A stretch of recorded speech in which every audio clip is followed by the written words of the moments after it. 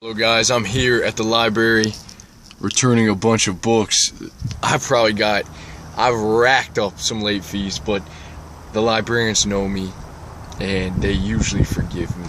Anyways, yesterday we talked about my top favorite books that I recommend, and I left out a few. I didn't have them with me, they just didn't come to my mind, but nonetheless they are so important, and I think they will really help inspire you and push you to a new level of growth. The first one being, and you know, I have this at my house, I should have brought it with me.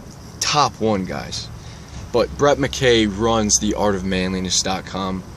Him and his wife put together this book called The Motivationals. It's like a devotional book that you can read every day. It's filled with quotes. It's got some of the greatest men of history: Eisenhower, Theodore Roosevelt, Socrates, Plato, Seneca, and it's just a wonderful book.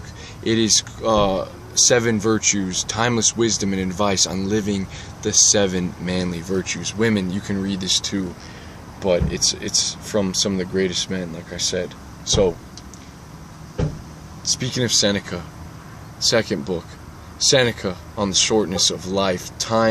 Life is not short if you know how to live, and I will keep that book on my shelf forever and refer back to it.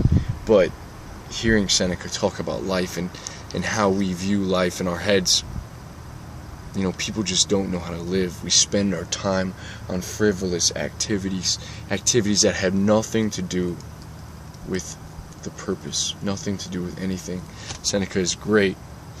The third book being by Steven Pressfield. This is called The War of Art. Check this out, guys. I love this book, and I've read Steven Pressfield before. Anything by him is awesome. The Gates of Fire is about the Spartans. If you've watched the movie 300 and you thought that was alpha, read Steven Pressfield's Gates of Fire. You will be blown away, man. The training that these guys did. That's where I got that King Leonidas quote. He said, "Keep the men busy, for when a man's mind is idle, his heart turns to fear." But, you know, King Leonidas, a leader, and the 300 Spartans going into battle. Incredible story. Anyways, that's not the book, but The War of Art.